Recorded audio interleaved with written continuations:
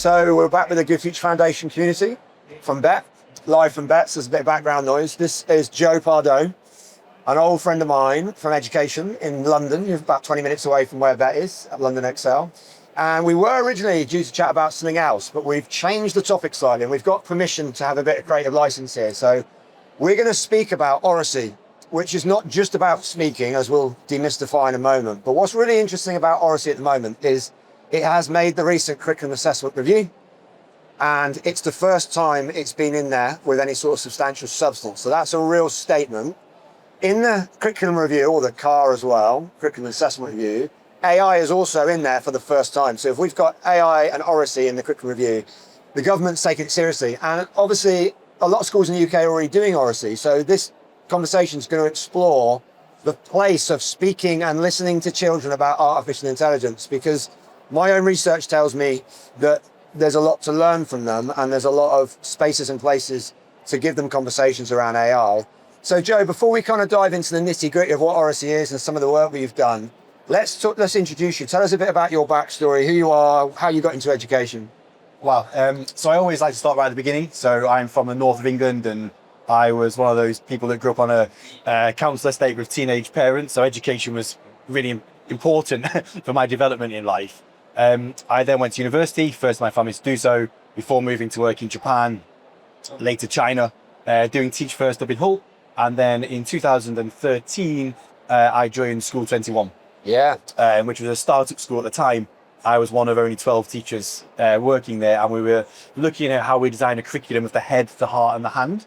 So making sure that the students we served were able to develop all the academic knowledge they needed in order to do well at exams and build a foundation of good knowledge. Develop their character and their oracy to be able to talk about their learning and present themselves really well. And also their hands to be able to make things, do things, and make a real difference in their community. Yeah, that's amazing. And obviously the origin story there, if you don't know School 21, look it up. It's a really interesting story, and it's based in Stratford, isn't it? Sort of the east part of London. And it's serving quite a challenging community. I've been there myself, I've visited the school, and I know that when I visited as a teacher, I went with the kind of trying to get empowered with oracy, and just seeing the kids living and breathing and talking and the confidence it brought them was really, really inspiring. So we've got this new technology. Well, it's not new, is it? It's not new. So AI is not new.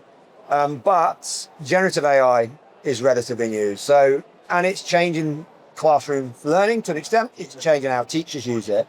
I want to unpick in this kind of conversation, I suppose, the place of oracy and empowering children to speak. So just let's start off with a basic definition. What is oracy for those that don't know?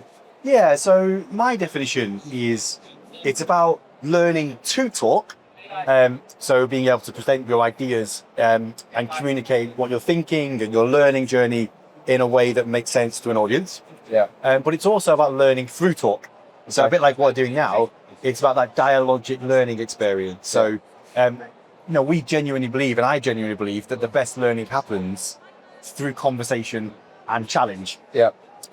It's really then helpful to be able to present your learning publicly in a way that makes sense. But to me, the one I really think is important is that learning through talk element of oracy, which is sometimes forgotten, I think. When people heard the word oracy, I think they think of public speaking. Yeah, they do, Speech writing. It's a bit of a misconception, isn't it? And that is important. It's not, but for me and for us at the time, it was all about being able to use your voice for the specific audience that you're speaking to. So when you're making a speech, understanding the norms of how speeches work, you have to take yourself very well. When you're presenting to a group of peers, how that works, how it's different. So it's learning through talk and learning to talk with families. Yeah, interesting. And obviously in the curriculum review, it talks about evolution, not evolution. It talks about, evolution, not revolution. And it also talks about this fast changing world that's mediated by AI that children are going to have to navigate. So bringing it down to the classroom level, what sorts of topics around artificial intelligence do you think we need to be speaking about with children? I think to me, it's all about articulating that learning journey, right? So I think when you're in education, it's really hard to sort of understand what's going on in the process of learning, where to intervene, where to challenge, where to correct misconceptions, that sort of thing. And I think when you look at something like AI, which can be used to present quite a polished, finished product, right? Yeah, yeah. To me, the interesting thing is not that so much, but it's understanding the process the young person went through to get to that finish. Yeah, interesting. Yeah, you're right. It does. We're messy, creative creatures that like to have lots of things going on, and AI refines and refines to like a singular output by definition. So you're absolutely right. And like if we look at age and stage, so obviously like you've worked all through schools. One of the questions I get asked a lot is, Alex, early years, key stage 1, the kids aren't using AI, so why do we need to teach them about it? The teachers might be, but the kids aren't. So what sort of advice can we give them about oracy? Well, what sort of conversations? Is it about AI readiness? Is it about spotting? Is it magic? Is it not? Is it real? Is it not? Where do you think in the really early years of primary it would sit? That's a really interesting question, and I certainly wouldn't want to give advice around that particular area. But I'm thinking about my son actually. So my eldest son is 4. Okay. And starting primary school next year. And I suppose it's interesting to just reflect now that although I use AI every single day in my professional life, we haven't really talked about it with him. Okay, so you haven't had that conversation. No. Do you think he knows what it is, maybe, or? I don't know, not yet. I think he will do in the next few years. Yeah. I'll be surprised if he doesn't. Yeah. And I suppose the point then is going, again, if we think of all these technologies, no matter how impressive they are, they're tools in order to do something. Yeah, right? yeah. So when I used to work with teachers, when we're looking at curriculum, pedagogy, assessment, to me, it was all about just choosing the right tool to do the right job. Yeah. And I suppose the conversation I'd be having at that kind of age is about tools and jobs and outcomes that you're expecting. So not necessarily focusing on AI platforms or how it works, but just making sure that you understand, right, which tool is right for which job and why. Yeah. And working through that learning journey so that we don't default to using one tool for every job. Yeah, no, it's a good point.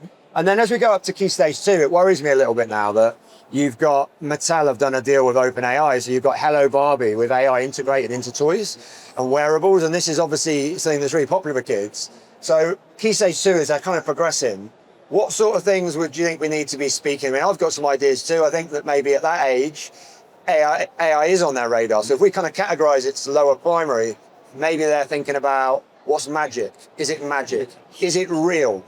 And then I guess when they get to key stage 2, they're not questioning that anymore. They're more interested in how can I use it? What can it do for me? What does technology want? What can it give me? What can it take away? And I think that key stage 2 is a really interesting phase because it's getting ready for secondary, where they will come into contact with large language models, Snapchat, social media, although the government is potentially going to ban that for under 16s. But so what sort of work would you want to do around oracy at key stage 2?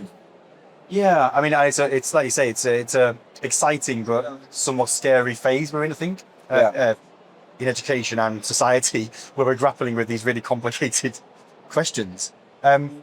I think, again, when it comes to preparing key stage 2 children for the transition into key stage 3, to me, it's all about that kind of oracy as a metacognitive tool.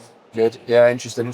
Elaborate a bit more on that. So what do you mean by oracy as a metacognitive tool? So, again, I think we were talking just before we started this recording conversation around this idea that learning through dialogue and through conversation is really important. And I think one of the things that's interesting about a lot of the AI tools out there at the moment is they have like a dialogic interface. Yeah, they do. Yeah, you can interface by voice, text, sometimes image. So yeah, you're right. And it speaks back to you, right? It does. It is a conversation. Scary. Sometimes it even sounds like you. So yeah. And I worry that we might mistake that for real world oracy, like genuine human interaction. Yeah. And to me, it's a bit like I'm sort of diverting from the question, but I'll come back around to it in a moment. It's a bit like I used to try to teach myself French on Duolingo, right? Yeah. And I feel quite successful. So I'll be ticking off all the things, I'll be getting all the badges, I'll be on level 107 or whatever. Then the second I land in France, I crumble. You can't do it for real. Into a nervous wreck because suddenly someone's asking me something that I've not thought about, or they're saying it in a different way. And so key stage 2, I'll be really interested in exploring that. How do we talk about our learning and in relation to AI and how we're using AI, so that we're practicing that ability to speak in a real way meet other people who might ask us questions that we might not be expecting. Yeah, that makes sense. And then as we get into key stage 3, obviously they're accessing social media, they're probably using ChatGPT, they know what it is. I think we get into some more dangerous territory, don't we? Because there's obviously stuff in the press about synthetic intimacy, children having relationships with AIs and thinking that they're on a human level, and anthropomorphism, which is a bit of a mouthful. That's quite a fun Odyssey task to do with a class, to get them to break down that phonetically. But so yeah, I mean, what about key stage 3? When you were doing Odyssey, what did you focus on as like the main kind of mechanisms for talking? Yeah, I think those things you're talking about are interesting stimulus for discussion. Yeah. And if we talk about the education of the heart and the character, we have to be having these conversations, because if we don't have them, people are having these conversations anyway. Yeah. And they might be having them in spaces where we might not feel we want them to be having those conversations. Yeah. So school is a really nice place. It's complicated and it's supervised and safe to an extent, isn't it? And it can be structured in a way that takes you from early understanding to greater understanding in a way that might not happen in an unstructured space. So I think it is really important we talk about these things, because even as adults, it is really hard. I mean, I use AI. What do you use? ChatGPT mostly. Yeah. Free account or paid? Paid account. Don't know if I'm selling that. But it is quite easy to sort of get into a conversation with this thing, and it suddenly feel real. Yeah. And I'm an adult. I know, it's crazy. And I've had sort of 40 years of not having this in my life, and I don't know what it's like if you've basically grown up with this. So we should be having those conversations with young people. And I think the other one, a bit more traditionally in a sense, is how do we use these tools in a really effective way? Yeah. Because my worry is, both from a teacher level, school level, and student level, is we could just assume that it's always right, that it's always going to give you what the right answer is or the best thing to do is, and just take it and run with it.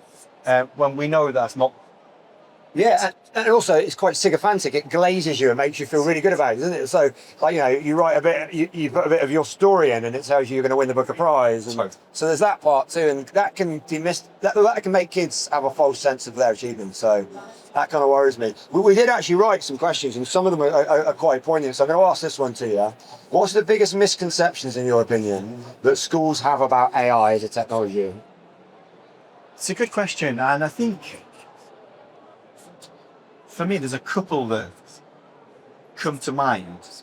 The first one is, I think there's the negative misconception that it's all about cheating. Yeah, plagiarism and doing your work for you. And it's going to reduce the idea of creativity. Yeah. So, and I've heard that a few times in different conversations over the last few days around AI taking away that creative, iterative, messy, we talked about earlier, messy learning journey that we go on, and just skipping straight to a finished product. So I think it's a misconception, but there's some truth in it. Yeah. I think the other misconception is that it's just used for admin tasks, boring admin tasks of the team. Yeah, just the offsetting of like boring, mundane stuff. Yeah, and I think that's definitely, it should be used for that. But I always think about myself as a teacher and things that I consider to be potentially sometimes boring admin stuff, like marking essays, right? But the process of me working through that difficult thing was also me thinking about planning and what the future's going to look like, how I'm going to improve. And I sort of worry if we have this it just marks it for you. Again, everyone gets on the surface, it's all there, but underneath, are we missing real learning? Yeah, and the human aspect that we spoke about earlier. So, which groups of learners then? We spoke about different key stages in the UK. It's K1 to 12 in America, obviously, and elsewhere it's different. But what kind of groups of learners do you think potentially are going to be the hardest to reach with this technology? Yeah, it's an interesting one. I think it sounds a bit like a copping out, but it's too early to tell in some ways. It's not a cop out, it's honest. Because it's only been here since 2022. It's only really getting adopted at scale now. I think the penny has sunk. It's not going anywhere. It's in the UK, at least. It's going to be here as a technology. It's in the curriculum review. So that's not a cop out. That's an honest answer. I think the point is, I think if I'd asked ChatGPT that question, I would have got a certain intuitive assumption of who that might be. So those that struggle with language, those that maybe struggle to access technology, learners with quite severe needs, and that's all true. Yeah. But I also wonder if there's other students that might benefit from this technology that we might not have considered. So the ones I'm thinking of, again, initially, and linking back to the origin point, is one of the things that I find quite interesting, although I don't use this functionality myself, is the ability to talk, like speak. And I sort of wonder if I struggle to articulate myself through writing. Interesting. So it's another medium now. Yeah. And if we think about assessment and exams in the future, there's this move to sort of digitalize exams from written in some way. And you could see maybe AI voice becoming a scribe for a child that struggles to write, which is an opportunity. But at the same time, there's a lot of scaremongering saying, well, we're just going to lose the ability to handwrite and it'll become a dead skill, which is scary too, right? I don't know. I mean, I taught history and I studied history at university, so part of me was always a bit wary of being too dramatic about my predictions of what this could mean, because if you look through our history, there's always been these fears that we're losing something about us as humans, and I don't necessarily know if that's true. This might be different with this case, of course. No, I don't think it is. I think, like with AI, people like to predict the future and describe the present. That's something that I've noticed, a narrative, and I've got a lot more respect for people that don't do that, because I think that, only maybe the Sam Altmans and Elon Musk know the direction of travel. The rest of us have just got to kind of just work it out, I think. So, it's interesting. I think that's why I think it's too early to tell exactly what the implication is going to be at a classroom level for this, because we need to work it out. And I know the work you're doing, the others are doing, is allowing educators in schools to start experimenting with this, to get information and data, which we can use rather than just relying on anecdotes or hunches or our assumptions of what it could be used for or not used for. I don't think we know yet how to use it effectively. And part of my worry around, if we have that kind of less thoughtful approach, AI will be very good at keeping us in our lane. Thinking. That's a big philosophical question, isn't it? Well, I wonder if it'll just enhance. We'll get really good at enhancing the status quo, Maybe, rather than going, is this status quo what we actually want? And that might mean us having to think and get ideas that are not generated by ChatGPT, but are generated through human conversation. Interesting. Yeah, and it's been a really good debate. We're going to wrap it up very shortly. And just before we go, where can people get hold of you and your work, Joe, if they want to check out what you do? Yeah, so joepardoe.com, really simple, is the best place to start. Website to start. Okay, nice. And we can explore the work I do around curriculum innovation, pedagogical innovation, and building assessments that look at the whole child rather than the one particular data. Okay, amazing. And STEM Learning did some work with the Good Future Foundation on a set of responsible AI videos. There's 5. There's 3 for the primary colleagues, 2 for secondary. You can check that out either on the STEM Learning community page or Good Future Foundation. So do go and look into those, because we cover some of the stuff that myself and Joe have spoken about. So thank you so much. I enjoyed that. It's fun to catch up again. Yeah, thanks for having me. I really enjoyed it. All right, cool, thanks.